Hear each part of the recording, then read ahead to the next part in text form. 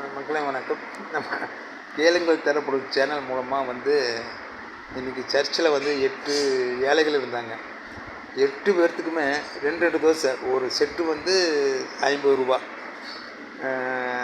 கணக்கு சொல்கிறேன் 50 ரூபா. 8 பேர்த்துக்கு 2 தோசை. அதில் சிக்கன் குழம்பு ப்ளஸ் தேங்காய் சட்னி வச்சு கொடுத்தாங்க. 8 பேர்த்துக்குமே 8 பிளேட் கொடுத்துட்டு இருந்தேன்.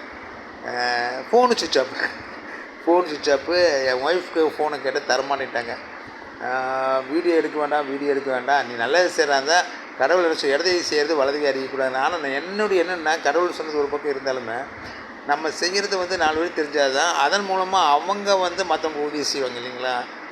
நிச்சயமாக அடுத்த முறை வீடியோ இருப்பேன். சப்ஸ்கிரைப் பண்ணுங்கள். தேங்க்யூ. வணக்கம் மக்கள், நான் உங்களுக்கு தேவா. சப்ஸ்கிரைப் பண்ணுங்கள். தேங்க்யூ.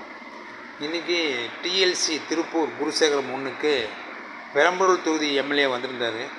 அதே போல் திருப்பூர் நகர எம்எல்ஏ செல்வராஜ் அவர்களும் வந்திருந்தாங்க. 2 பேர் எங்களுடைய ஆலய கட்டுமான பணிக்கு உதவி செய்கிறது சொல்லியிருக்காங்க. எங்கள் வழிபாட்டுக்கு வந்தாங்க. மிகச்சிறப்பாக இருந்தது, சந்தோஷமாக இருந்தது. ஆக்சுவலாக எங்களுக்கு கல்லறை தோட்டத்தை ஒதுக்கி தர்றதுக்காக திருப்பூர் எம்எல்ஏ செல்வராஜ் அவர்கள் பாடுபட்டார் அவருக்கு அப்படின்னு எங்கள் பாஸ்டர் அவருக்கு நன்றி தெரிவித்தார்.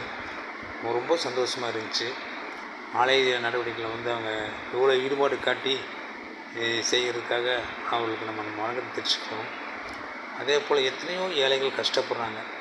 அவங்களுக்கு எல்லாருக்கும் இந்த பணம் படைத்தவங்க, இவங்க எம்எல்ஏன்னு சொல்ல, பணம் படைத்தவங்களாம் ஹெல்ப் பண்ணுவாங்களா? ஒருவேளை சோறு இல்லாமல் எத்தனையோ பேர் தவிக்கிறாங்க. சர்ச் வாசலையே எத்தனையோ பேர் 8 பேர் பக்கம் உட்காந்துட்ருக்குறாங்க. அவங்க வறுமையை போக்குறதுக்கு, அவங்க பசியை போக்குறதுக்கு, அவங்க இருக்க இடம், உறைவிடம், உணவு, உடை கொடுக்கறதுக்கு யாராவது இருக்காங்களா? எந்த பக்கம் முன்னுருவாங்களா? சிந்தியுங்கள் மக்களே. நன்றி.